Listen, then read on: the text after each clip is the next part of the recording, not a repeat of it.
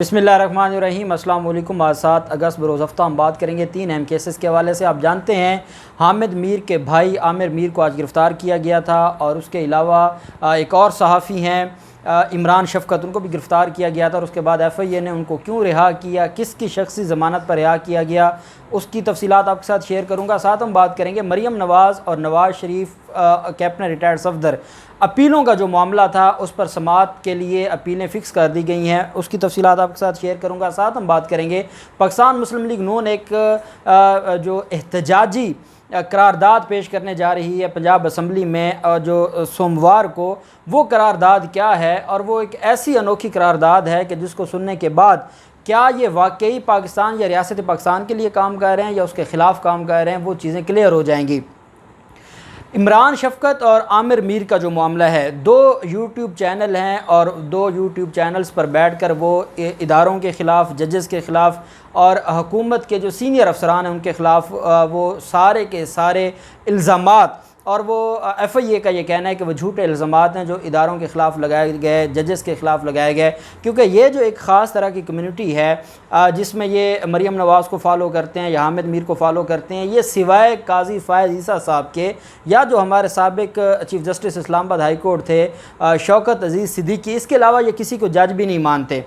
अब आप अंदाज़ा लगाएं हमारी बार कौंसल्स का, जो पाकिस्तान बार कौंसल है या जो बाकी बार एसोसिएशंस हैं सिंध की, जो जस्टिस मोहम्मद अली मज़हर साहब का मामला है और जिनकी तकर्री और जिनकी मंजूरी दी है जो हमारा जुडिशल कमीशन ऑफ पाकिस्तान है, उनका कसूर क्या है? सिर्फ इतना कसूर है कि वो उर्दू स्पीकिंग हैं और आसिफ ज़रदारी को पसंद नहीं है कि उर्दू स्पीकिंग सुप्रीम कोर्ट में जाए। आसिफ ज़रदारी चाहते हैं उस chief justice Sindh high court को सुप्रीम कोर्ट में लेके आने के लिए जो 3 साल हो गए हैं बतौर चीफ़ जस्टिस। क्या आपने मुझसे, मैं सारा दिन आपके साथ कोर्ट के केसेस को डिस्कस करता हूँ, कभी सुना है कि सिंध हाई कोर्ट के चीफ़ जस्टिस ने भी कोई लैंडमार्क जजमेंट पास की है? 3 साल में एक भी रिपोर्टेड जजमेंट नहीं है हमारे chief justice Sindh high court की, और जिसको ये सुप्रीम कोर्ट में नहीं आने दे रहे और ये समझते हैं कि वो जूनियर है और सीनियरिटी लिस्ट में वो 5वें नंबर पर है, वो ऑनरेबल जो जज साहब हैं वो सैकड़ों उनकी रिपोर्टेड जजमेंट्स हैं जो उन्होंने आज तक दी हैं, और मैं बतौर कानून का तालिब इल्म कई दफ़ा हमने लाहौर हाई कोर्ट में अपने केसेस में उनको भी जो ऑनरेबल जजेस हैं उनके सामने पेश किया है एक रेफरेंस के तौर पर। तो आप अंदाज़ा लगाएं कि ये जो हमारे माफियाज़ हैं ये सारे के सारे, इनको सिर्फ काजी फ़ायज़ ईसा साहब के अलावा तो कोई जज नज़र नहीं आता। यही वजह है कि जो हमारे ऑनरेबल उमर अता बंदयाल साहब हैं उनके ख़िलाफ़, जस्टिस मुशीर आलम साहब के ख़िलाफ़, और ये अभी जो मामला बना है जो जुडिशल कमीशन ऑफ पाकिस्तान में जो 5 मेंबरान थे जिनके बारे में पाकिस्तान बार कौंसिल ने कहा कि जो हमारी रवायत है कि जो जज रिटायर होगा उसकी रिटायरमेंट के बाद हम उसको इशाया देते हैं, हम उन जजेस को इशाया नहीं देने जा रहे जिन्होंने जस्टिस मोहम्मद अली मज़हर साहब के हक़ में वोट किया है कि उनको सुप्रीम कोर्ट का जज बनाया जाए। ये है जमहूरियत। 9 लोग थे जुडिशल कमीशन ऑफ पाकिस्तान के मेंबर, 4 जो मेंबर्स हैं उन्होंने उसके ख़िलाफ़ वोट दिया है, 5 मेंबर्स ने उनके हक़ में दिया है। 4 और 5 से ये हमेशा फ़ैसले कबूल करते आए हैं, 6 और 4 से ये अदालतों के फ़ैसले कबूल करते आए हैं, और जुडिशल कमीशन ऑफ पाकिस्तान का जो फ़ैसला है 5 और 4 से, उस पर ये समझते हैं कि ये बड़ी ज़्यादती हो गई है और जो जजेस रिटायर होंगे हम उनको इशाया तक भी नहीं देंगे। यही मामला है कि FIA को ब्लैकमेल किया गया और ब्लैकमेल करने के बाद बिलावल ज़रदारी भी मैदान में आ गए, मरीम नवाज़ भी मैदान में आ गई, और बिल आखिर शख्सी ज़मानत पर FIA को हर जो मुलज़मान हैं उनको रिहा करना पड़ा। मैं ये समझता हूँ कि क्या FIA किसी और को भी ऐसे ट्रीट करता है? FIA क्या किसी और मुलज़िम को भी ऐसे छोड़ता है, या ये सिर्फ अगर बिलावल ज़रदारी ने एक ट्वीट कर दिया या हामिद मीर को तकलीफ़ थी या मरीम नवाज़ को तकलीफ़ थी या उन्होंने ये कहा कि हम एहतजाज करेंगे, अगर तो वो गुनहगार नहीं थे तो फिर उनको गिरफ़्तार क्यों किया गया? और अगर गुनहगार थे तो शख्सी ज़मानत पर स्पेशल लॉ है FIA का, साइबर क्राइम का स्पेशल लॉ है, और आप शख्सी ज़मानत पर कैसे मुलज़िम को रिहा कर सकते हैं? यहाँ तो बेलेबल ऑफेंस में एक SHO को जो मुश्किल पड़ती है कि वो शख्सी ज़मानत पर किसी मुलज़िम को रिहा कर दे, तो ये FIA को इसका जवाब देना पड़ेगा। DG FIA सनाउल्लाह अब्बासी साहब को इसका जवाब देना पड़ेगा कि क्या वो सिर्फ इस वजह से उनको रिहा कर दिया गया कि वो हामिद मीर का भाई था, या वो मुस्लिम लीग नून का जो सोशल मीडिया विंग है اس کے ساتھ جڑے ہوئے ہیں، صرف اس وجہ سے ان کو ریلیف دیا گیا ہے۔ اور پھر فواد چودھری صاحب کا اس میں کیا تعلق ہے یا ان کا اس سارے کے سارے معاملے سے وہ کتنے جڑے ہوئے ہیں، یہ جواب بھی فواد چودھری صاحب کو دینا ہوگا۔ لیکن حقیقت یہ ہے، قوم نے دیکھا ہے بڑے ملزموں کو گرفتار کیا گیا اور 2 گھنٹوں کے اندر اندر ان کو شخصی ضمانت پر رہا کر دیا گیا، نہ فزیکل ریمانڈ، نہ جوڈیشل ریمانڈ، نہ عدالتوں میں کوئی ضمانت فائل کی گئی اور ان کو رہا کر دیا گیا۔ اور اب یہ کہا جا رہا ہے کہ ہم کیس میں تفتیش کریں گے اور تفتیش کرنے کے بعد ہم دوبارہ چلان سبمٹ کریں گے اور چلان سبمٹ ہونے کے بعد کیس شروع ہوگا۔ دیکھتے ہیں یہ کیس کیسے شروع ہوتا ہے۔ دوسری طرف آپ جانتے ہیں مریم نواز اور کیپٹن ریٹائرڈ صفدر کے خلاف جو اپیل ہے ایون فیلڈ ریفرنس میں، وہ 4 اگست کو اس کے اوپر سماعت ہونی تھی اور فائنل بحث شروع ہو گئی ہے۔ جو امجد پرویز ایڈوکیٹ صاحب ہیں جو کہ مجرمان کی طرف سے وکیل ہیں، ان کی بحث انہوں نے آرگومنٹس کیے تھے اور کچھ چیزیں ایسی تھیں جو رہ گئی تھیں، اور جو مظفر عباسی صاحب ہیں ڈپٹی پروسیکیوٹر جنرل نیب ہیں، انہوں نے بحث ابھی کرنی ہے۔ 4 اگست کو مریم نواز کو بھی کووڈ ہو گیا اور عامر فاروق صاحب، جسٹس عامر فاروق صاحب کو بھی کووڈ ہو گیا، کرونا کی وجہ سے وہ کرنطینہ میں چلے گئے۔ اب 1 سپٹمبر کے لیے دونوں جو اپیلیں ہیں،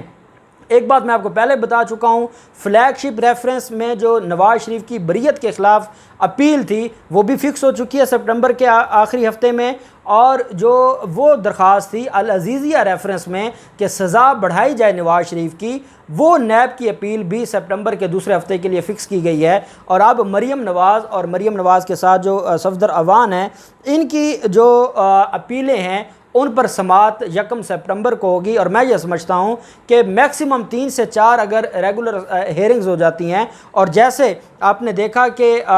جو 6 دن کی تاریخ دی تھی جسٹس عامر فاروق صاحب اور جسٹس محسن اختر کیانی صاحب نے، اور 6 دن کے بعد سماعت ہونی تھی، لیکن آنریبل جج صاحب کو آپ جانتے ہیں کہ کووڈ ہو گیا۔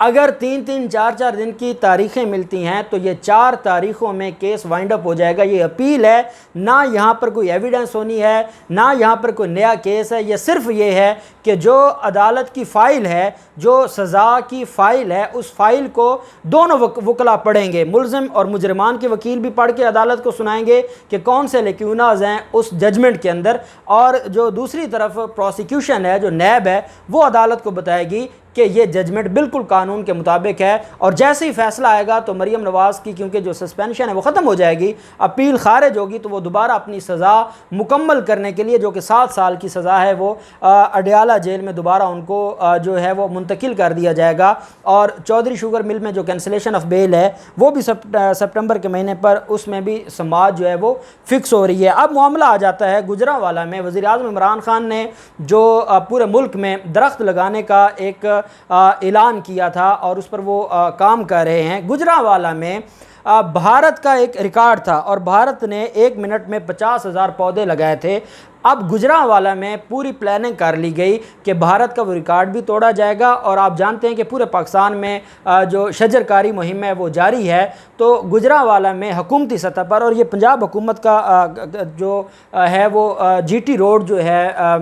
گجرانوالہ کے پاس، تو پورے جی ٹی روڈ پر یہ پودے لگائے جانے تھے اور اس پر بڑی تعداد میں پودے پہنچا بھی دیے گئے، اور پورا ایک جنگل بنانا چاہتے تھے روڈ کے دونوں طرف، اور ساتھ جو انڈیا کا ریکارڈ تھا اس پر بھی پنجاب حکومت نے کہا کہ ہم انڈیا کا ریکارڈ توڑیں گے۔ ساری جب ورکنگ مکمل ہو گئی، سارا اس کے اوپر کام مکمل ہو گیا، تو مسلم لیگ نون نے آج، مسلم لیگ نون کے جو ایم پی ہیں گجرانوالہ سے، انہوں نے درخواست دے دی ہے اور ایک تحریک جمع کروا دی ہے پنجاب اسمبلی میں کہ ہم یہ درخت نہیں لگنے دیں گے۔ اچھا، کیوں نہیں لگنے دیں گے؟ اس لیے نہیں لگنے دیتے کہ جنگل بن جائے گا، وہاں پر ڈکیٹی ہوگی، وہاں پر کرائم بڑھ جائے گا، اوفینس زیادہ ہوگا، تو میرے حلقے کے لوگوں کے لیے بڑی تکلیف ہوگی۔ آپ اندازہ لگائیں یہ کس مینٹیلٹی کے لوگ ہیں۔ اسی گجرانوالہ میں مسلم لیگ نون کے ایم این اے کا جو بیٹا ہے وہ کسی اور کو اپنی جگہ پر میٹرک کے ایگزام دلواتے ہوئے، پیپر دلواتے ہوئے گرفتار ہو چکا ہے 3 دن پہلے۔ وہ کہہ رہے ہیں کہ یہ جو جنگل ہے، کیونکہ درخت لگائے جا رہے ہیں اور درخت ضرورت ہے اس وقت ملک کی،